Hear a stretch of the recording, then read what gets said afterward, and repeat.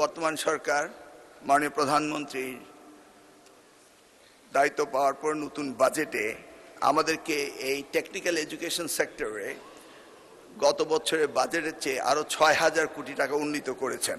অর্থাৎ সর্বমোট এই টেকনিক্যাল সেক্টরে উনি ১৮,০০০ কোটি টাকা বাজেটে উন্নীত করেছেন। সেই সাথে উনি শিক্ষাকে গুরুত্ব দিয়েছেন এবং কারিগরি শিক্ষাকে অধিকতর গুরুত্ব দিয়েছেন। সেই আলোকে আমরা কাজ করে চলছি। মাননীয় সংসদ সদস্যদের প্রত্যেকের এলাকার বিবরণী দেখলে দেখা যায় কোনো না কোনোভাবেই আমাদের বিভিন্ন প্রজেক্টে সেখানে কারিগরি শিক্ষার ব্যবস্থা রয়েছে।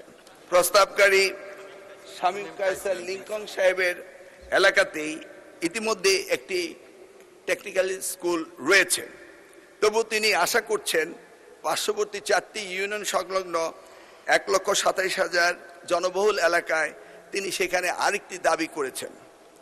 আমাদের টেকনিক্যাল স্কুল 100 একটা প্রজেক্ট রয়েছে, সেখান থেকে তিনি পেয়েছেন। এছাড়া আরেকটি প্রজেক্টে 329টি কাজ চলছে। অন্যরা যারা বলেছেন আমি আশা করি সেখানেও রয়েছে।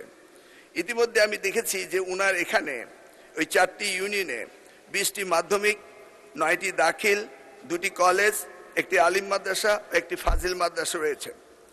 ইতিমধ্যে আমরা সারা বাংলাদেশে বিভিন্ন স্কুল, কলেজ এবং মাদ্রাসায় আমরা ভোকেশনাল দিয়েছি। সেই ভোকেশনালগুলোতে বৃত্তি দেওয়া হয়।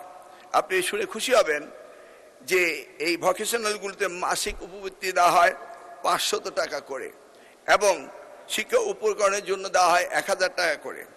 ফর্ম ফিল আপ বাবদ দেওয়া হয় আরও 1000 টাকা করে। এই যে সুবিধা দেওয়া হচ্ছে কারিগরি শিক্ষা যেন বাংলাদেশের মানব সম্পদ উন্নয়নে সাহায্য করে।